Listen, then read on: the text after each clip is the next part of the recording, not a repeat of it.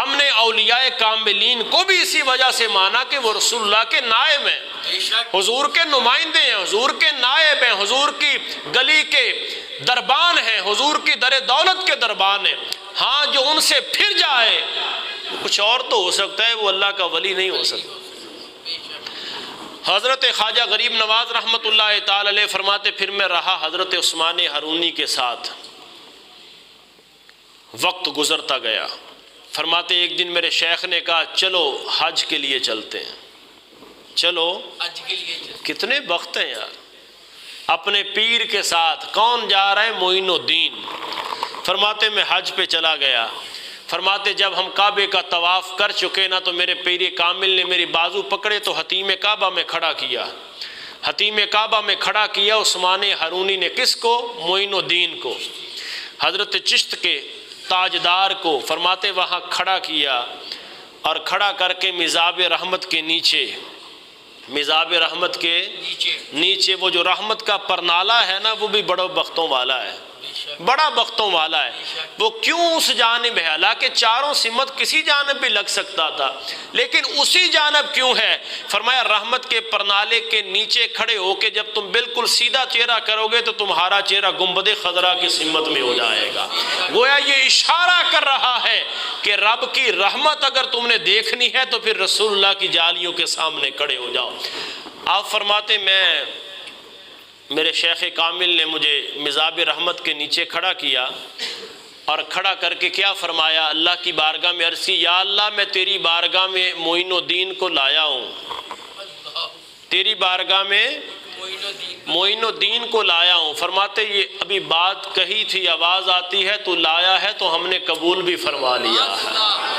اور آپ کے شیخ کامل حضرت عثمان ہارونی اکثر یہ بات فرمایا کرتے تھے کہ کل قیامت کے دن اگر اللہ مجھ سے پوچھے گا کہ اے عثمان ہارونی میری بارگاہ میں کیا لایا ہے تو میں اپنا معین الدین پیش کروں گا، یا اللہ میں اس کو لے کے آیا ہوں۔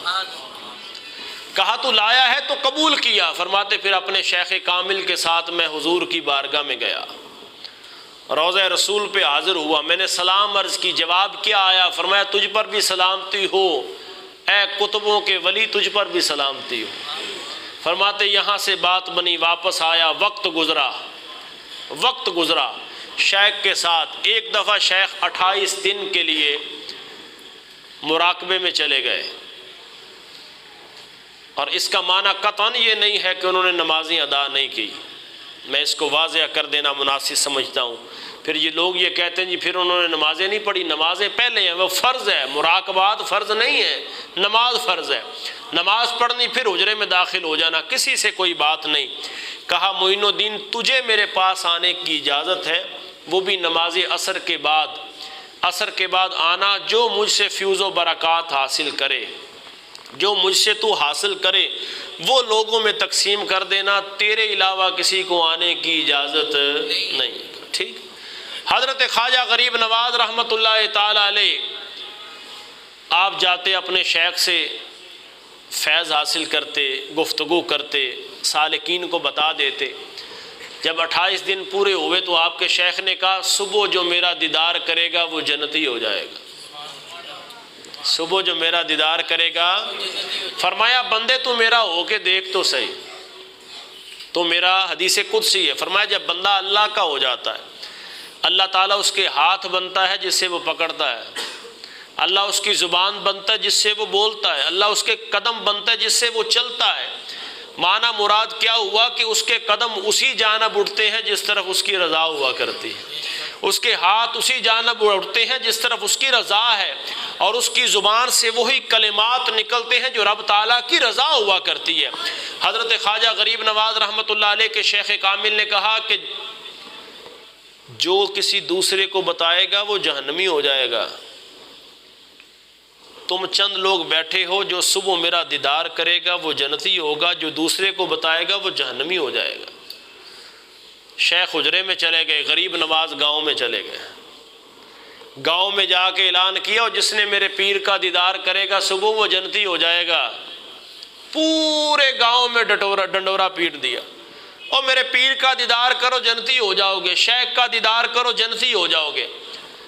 حضرت عثمان ہرونی نے نماز فجر کے لیے جب اپنا حجرے کا دروازہ کھولا تو باہر ایک جم غفیر ہے، لوگوں نے دیدار کیا، لوگ گھروں کو چلے گئے۔ آپ نے رات والے لوگوں کو بلایا، فرمایا کس نے بتایا تھا؟ میری بات نہیں سنی تھی؟ کس نے بتایا؟ سبھی کہتے حضور ہمیں تو اپنی فکر تھی، ہمیں کیا ضرورت تھی؟ خواجہ غریب نواز نے اپنی نظریں اٹھا کر کے کہا حضور میں نے بتایا ہے، حضور میں نے بتایا ہے۔ کہا تو نے اعلان نہیں سنا؟ کہا حضرت اعلان تو سنا تھا لیکن سودا وارے کا تھا، سودا وارے کا تھا۔ کہا وہ کیسے؟ کہا حضور اگر میرے جہنمی ہونے سے پورا پنڈ جنتی ہو جائے تو سودا تو وارے کا ہے۔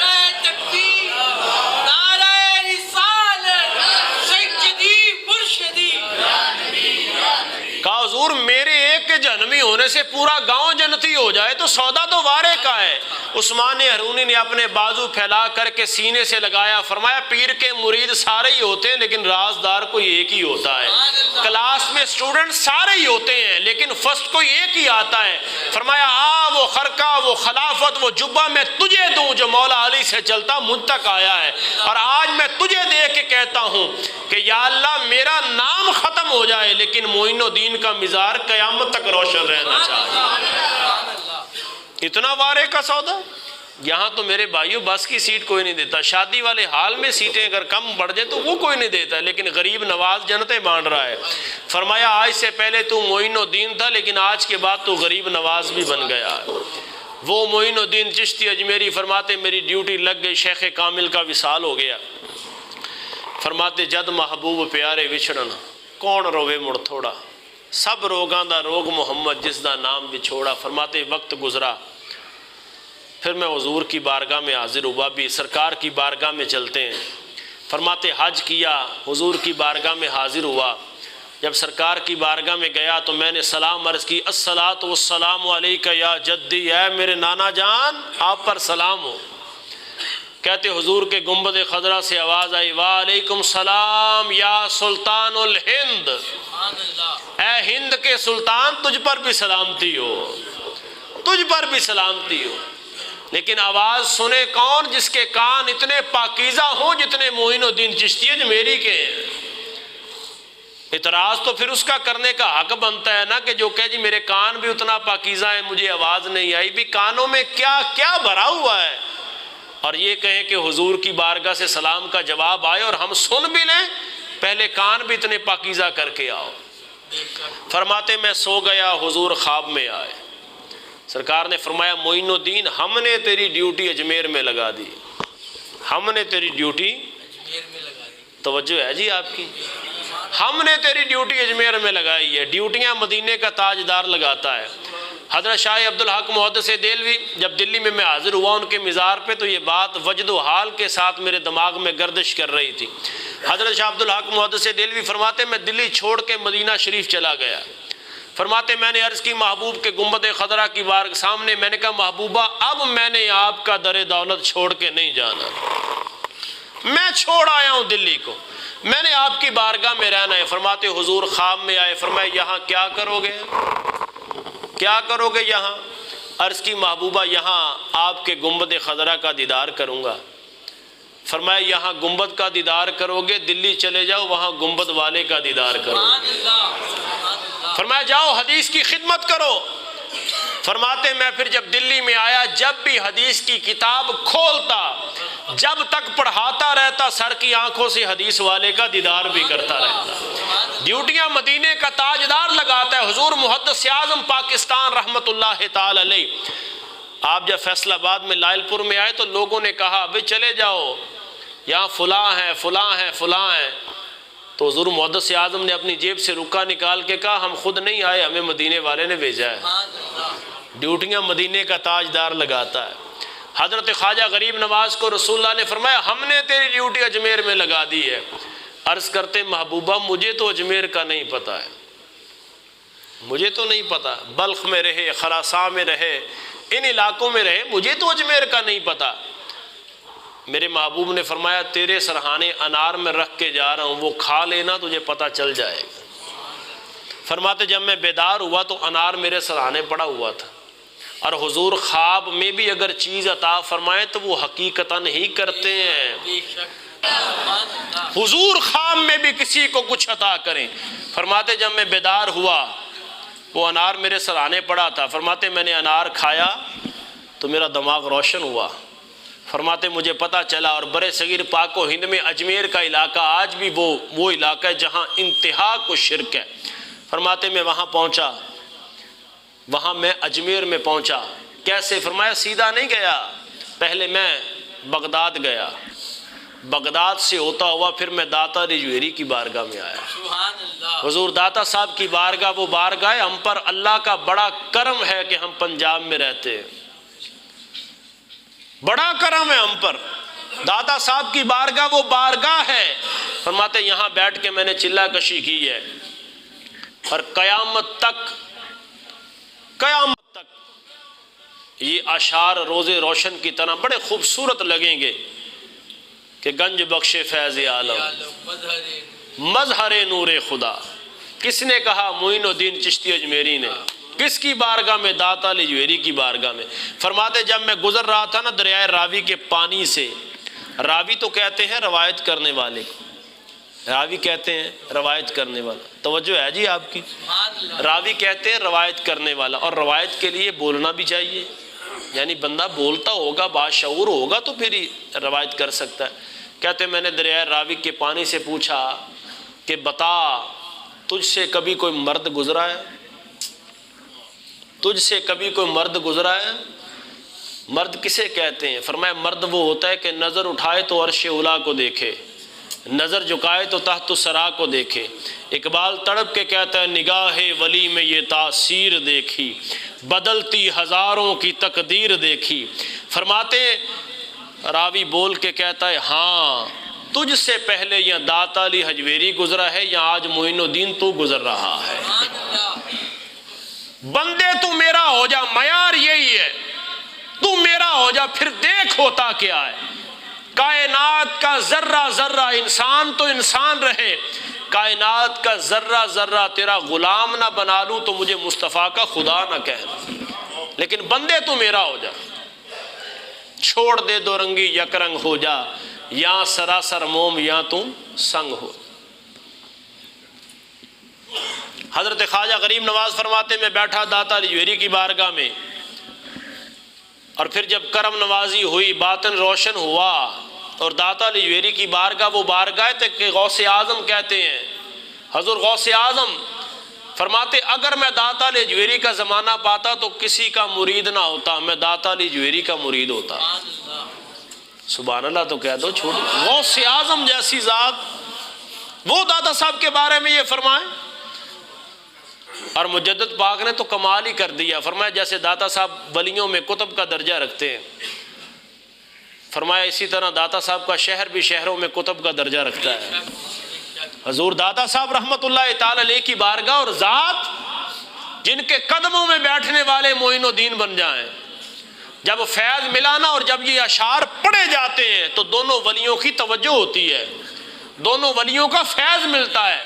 گنج بخش فیض عالم، سبھی پڑھ لینا، گنج بخش فیض عالم مظہر نور خدا، ناکسارا پیر کامل کامل آرا رہنما، گنج بخشی آپ کی مشہور ہم پر ہو کرم، کر کرم کروا کرم دونوں جہاں میں رکھ برم۔